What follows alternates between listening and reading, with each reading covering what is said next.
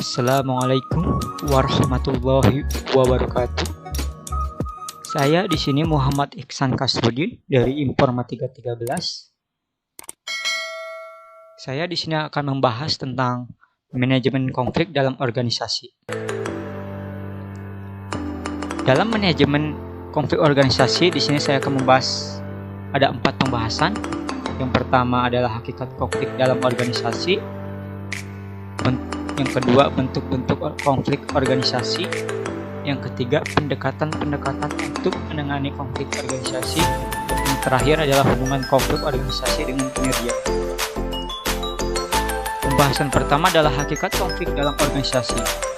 Secara sederhana, dapat dimaknai sebagai suatu perselisihan di antara dua belah pihak yang ditandai dengan upaya menunjukkan permusuhan secara terbuka atau dengan sengaja mengganggu pencapaian tujuan pihak yang menjadi lawannya.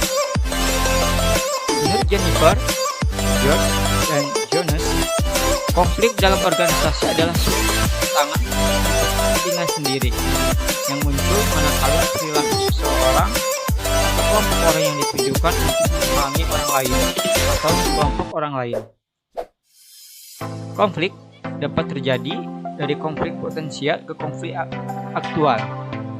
Konflik tidak terjadi secara sekaligus namun berlangsung secara bertahap. Tahapan konflik menurut Kondi. Yang pertama adalah konflik tersembunyi. Dalam tahap ini, pertentangan belum tampak, namun sumber konflik mulai dapat diidentifikasi.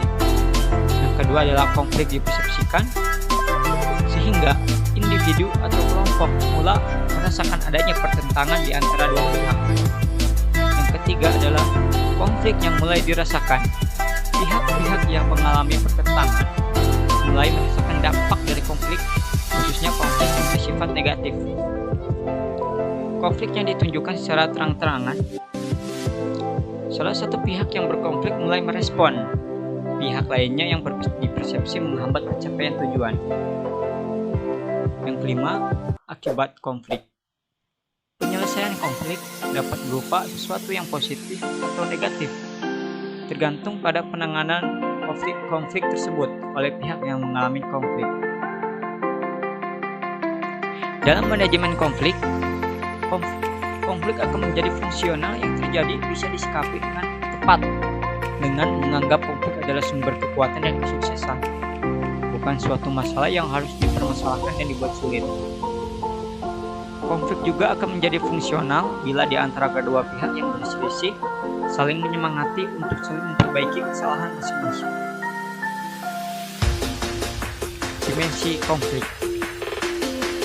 Yang pertama, kerjasama antara dua pihak dalam menghasilkan kepuasan pihak yang lainnya.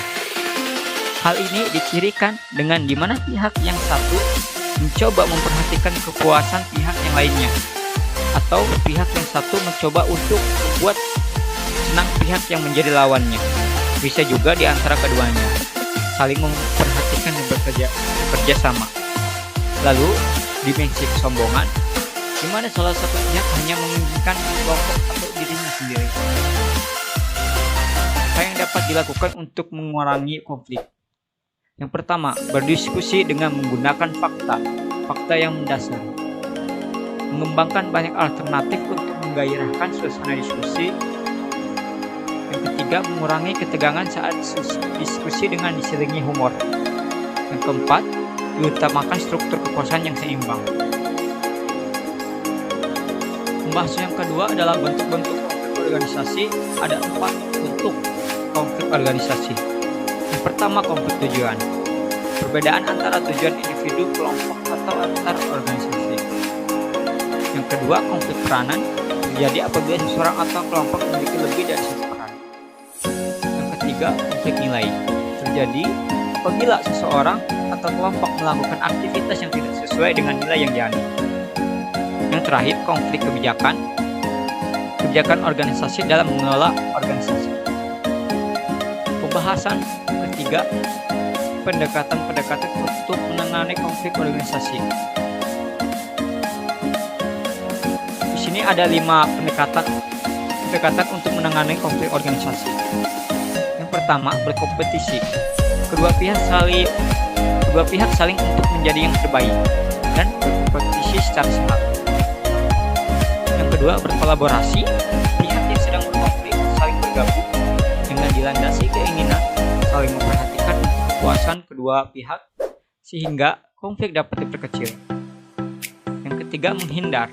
Salah satu pihak menghindari kontak atau komunikasi dengan pihak lainnya untuk menghindari konflik berkepanjangan.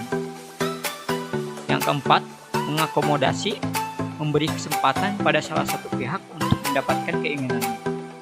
Yang terakhir adalah berkompromi, bermusyawarah untuk mencari solusi agar kedua pihak merasa puas. Dan yang terakhir adalah pembahasan keempat, hubungan konflik organisasi dengan kinerja. Hubungan antara konflik dan kinerja sangat erat, namun bukan sebuah kondisi sebab akibat.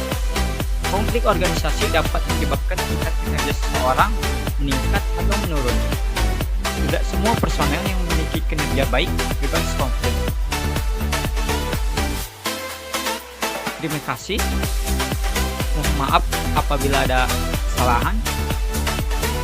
Wassalamualaikum warahmatullahi wabarakatuh.